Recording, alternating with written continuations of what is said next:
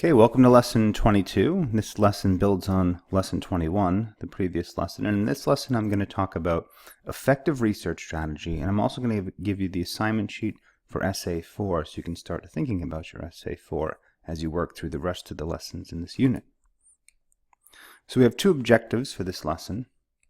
First, we're going to understand effective research strategy, how to research in the most efficient way and in the best way. Finally, I'm going to give you the assignment sheet for essay 1 at the end of this lesson. So in lesson 21, I talked about the purpose of research, right? And I said the purpose of research is always to find answers.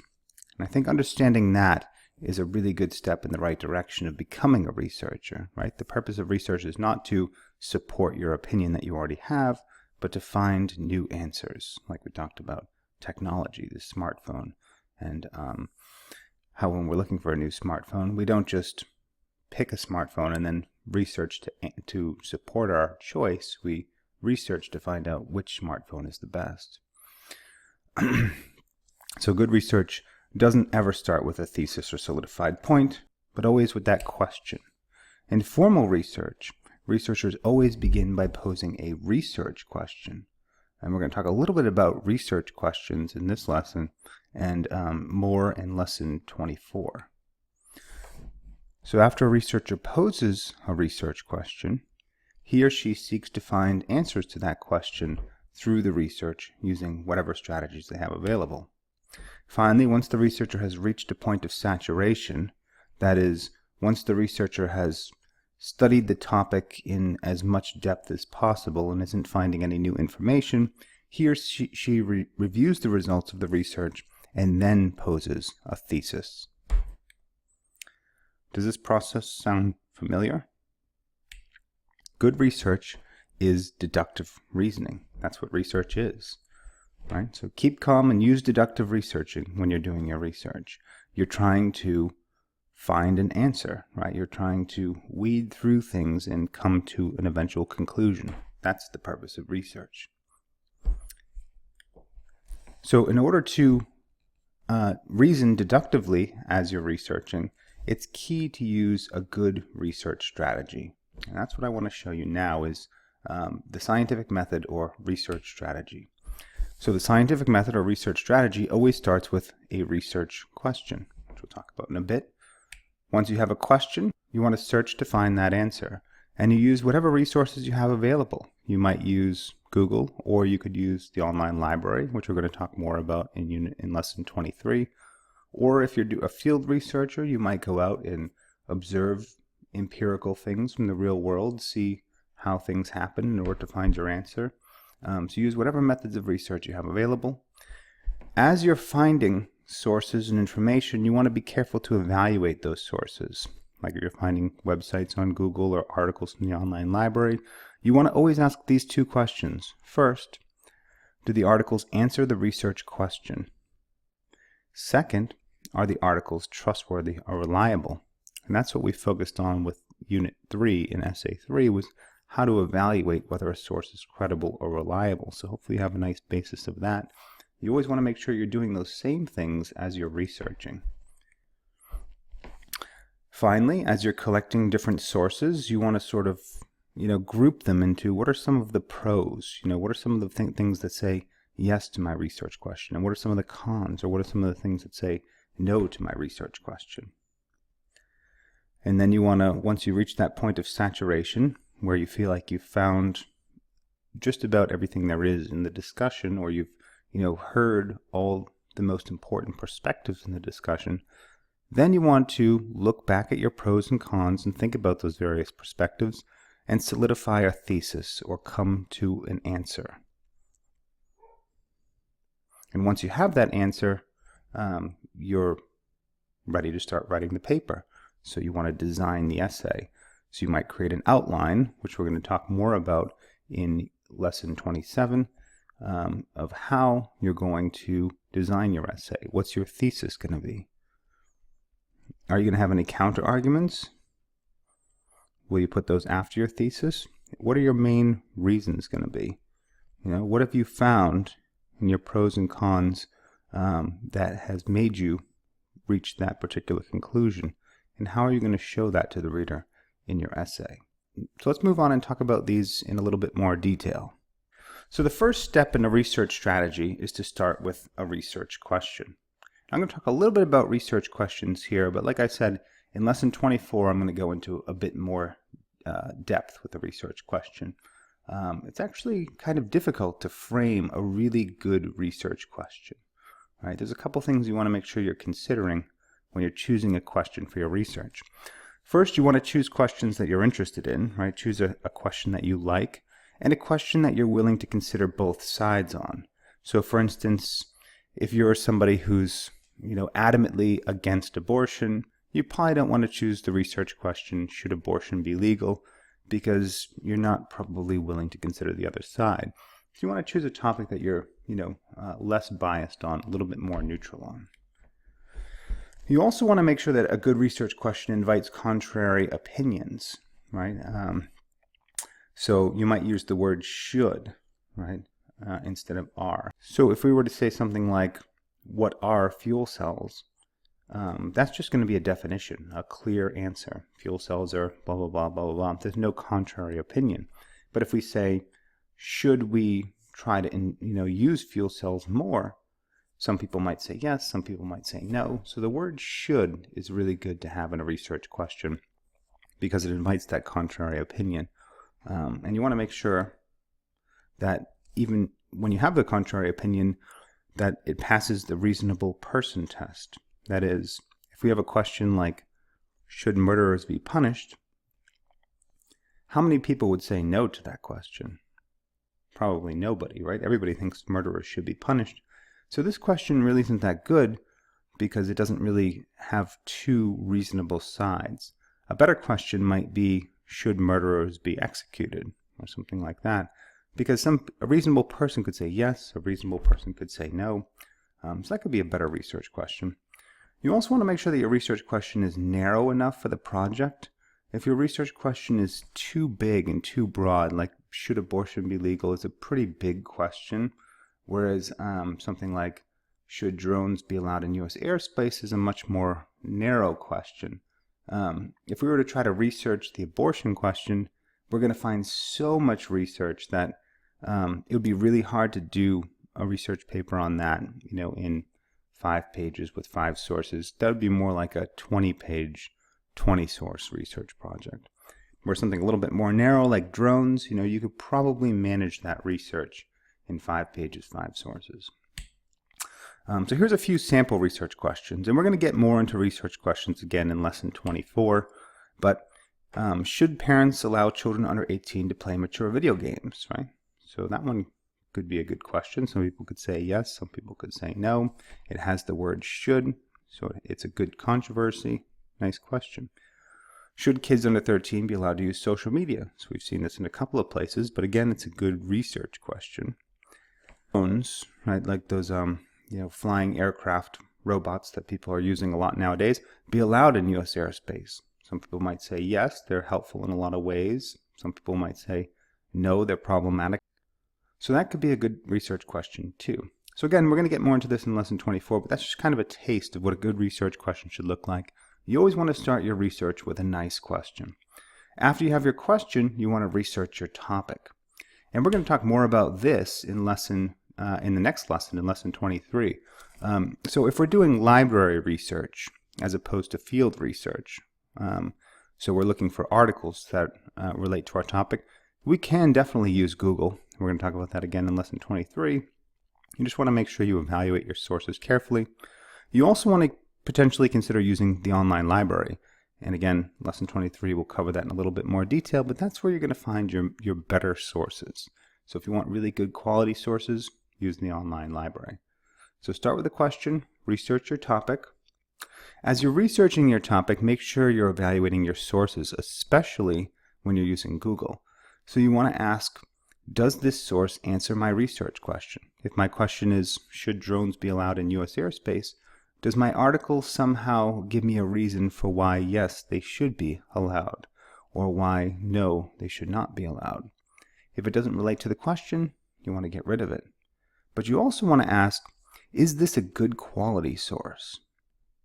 right? So you definitely want to consider the type of source that you're getting. Not all sources are equal.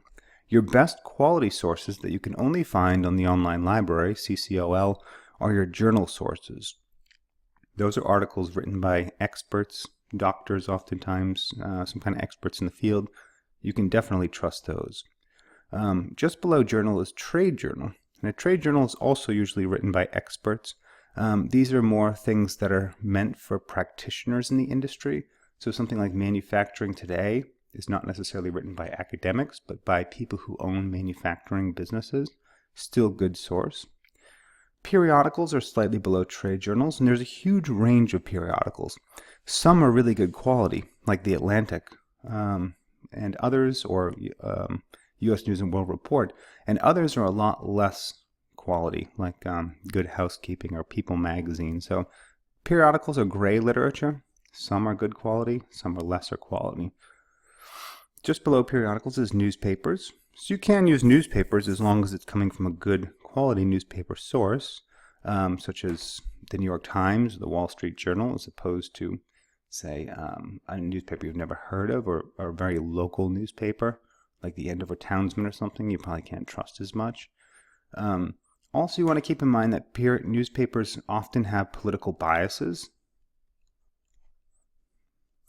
New York Times is a liberal newspaper. The Wall Street Journal is a Republican newspaper. So they tend to run articles from those perspectives and that emphasize those perspectives.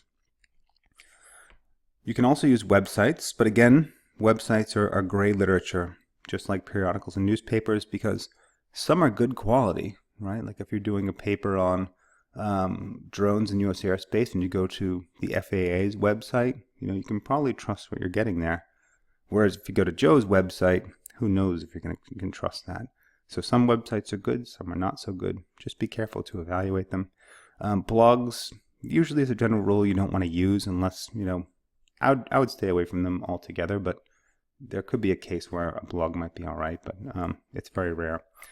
So evaluate the credibility of the sources in the articles. So not just the type. So start with what's the type of source that you're getting.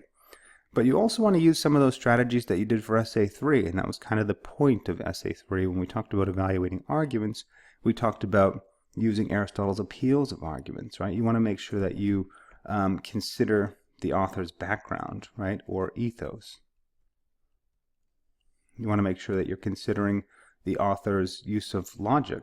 Does the author have enough evidence for his or her source? What about emotion or pathos?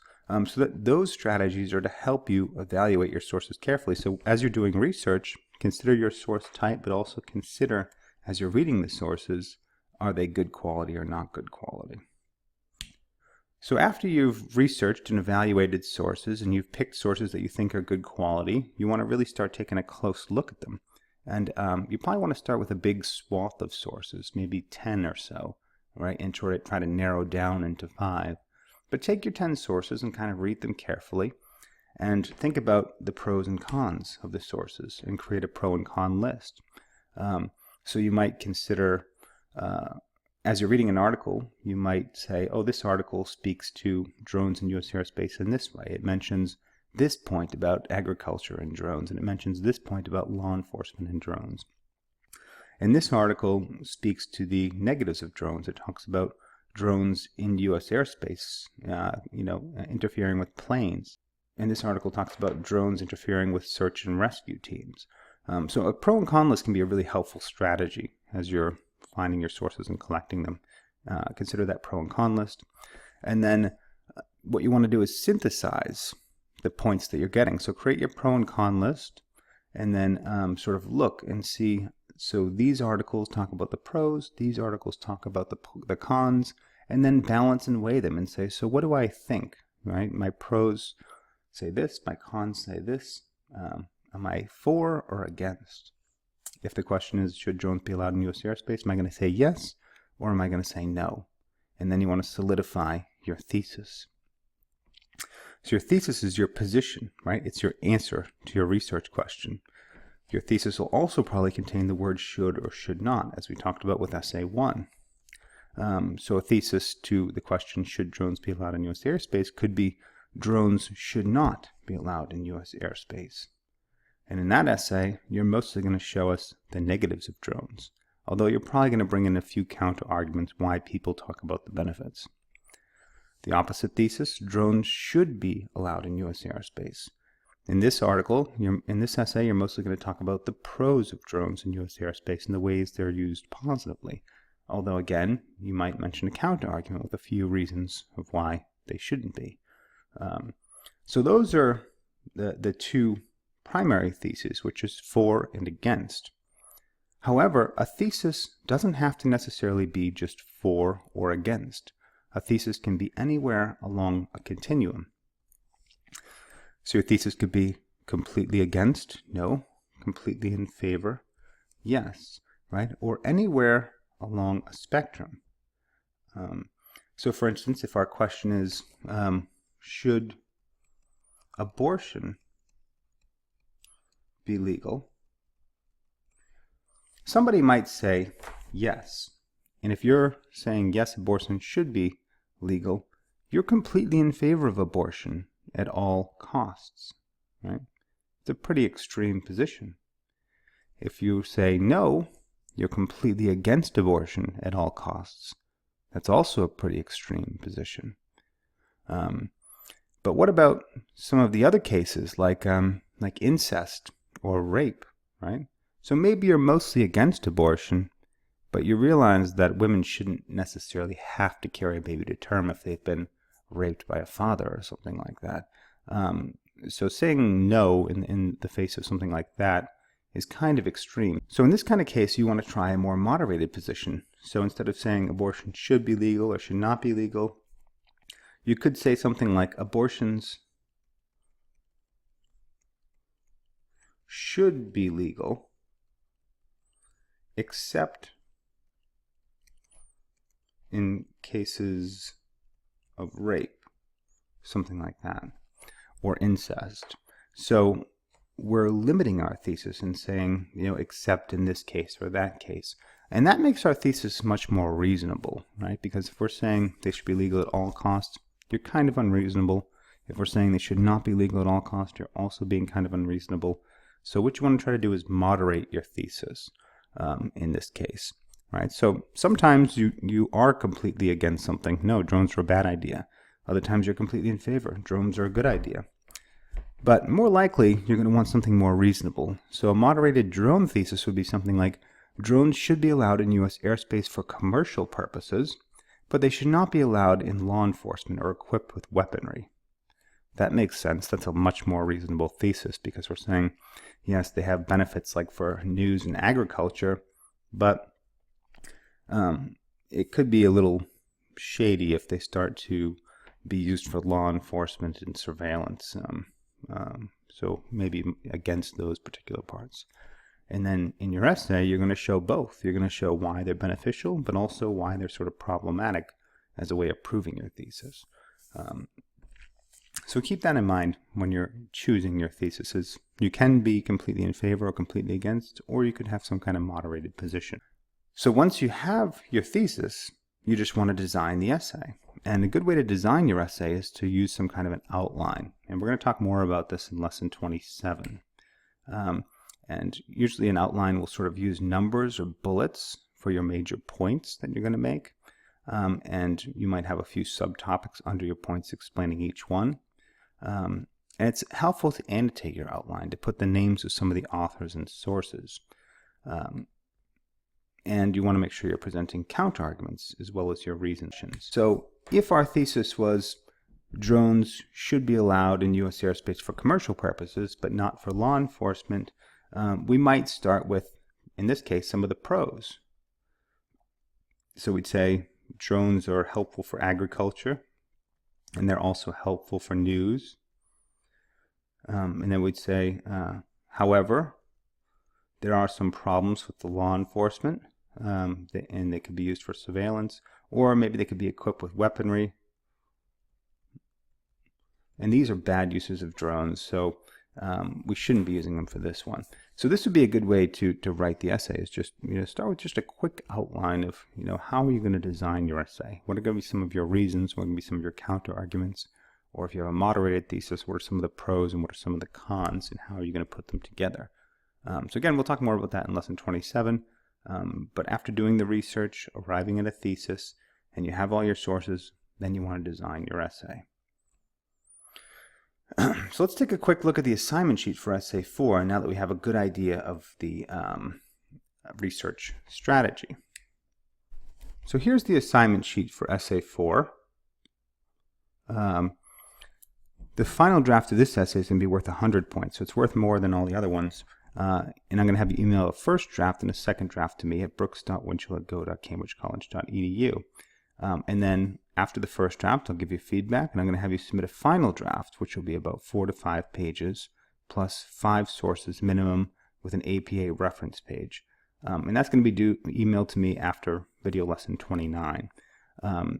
So in video lessons 24 through 29, I'm mostly going to be talking about researching, right? We'll talk about how to do research, how to frame research questions, how to create an outline, and then we're going to look at some sample parts of the essay, how to develop the essay.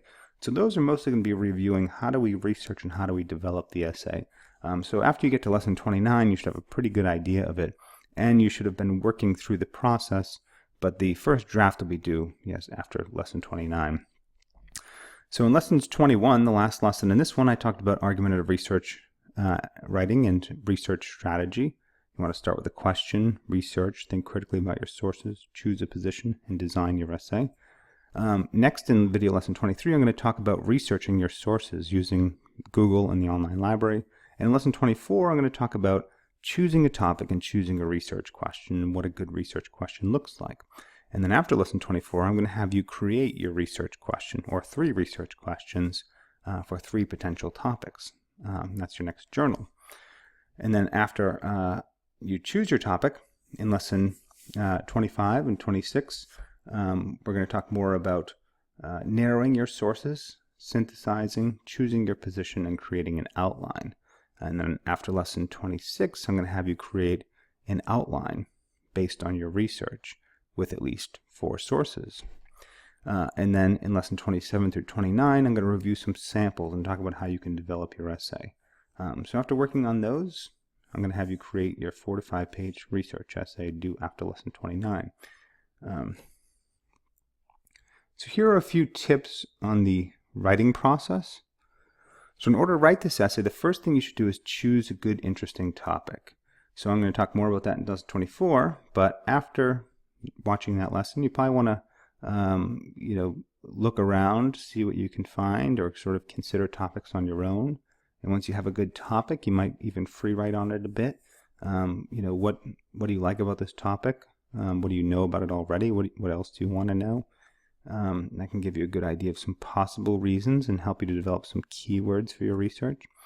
Then you want to go online and use Google and the online library and start researching your topic. Again, lesson 23 will talk about that. So you want to try to find at least 5 sources related to your topic, and then create a pro and con list of those sources and try to narrow into a thesis, and then eventually create an outline. And then once you've done that, all you really have to do is start writing the essay. And again, I'm going to talk more about introductions in lesson 27, developing reasons and counterarguments in lesson 28, and then developing a conclusion in lesson 29. And you want to make sure you have a reference page at the end. So that's basically what the essay looks like. So grading for this essay is going to be based on choosing a good position and topic, good position based on your research question and topic, and then defending it with sources and a reference page, as well as developing your ideas, introducing the topic, supporting counterarguments and reasons, and concluding the essay. So you can find this assignment sheet on the portal under handouts, if you want to look a bit more closely at it. The lessons coming up are going to review it a bit more, but I want to give you the assignment sheet now, just so you have it, so you know what's coming, so you can start thinking about topics and working on the essay. Let's flip back to the PowerPoint.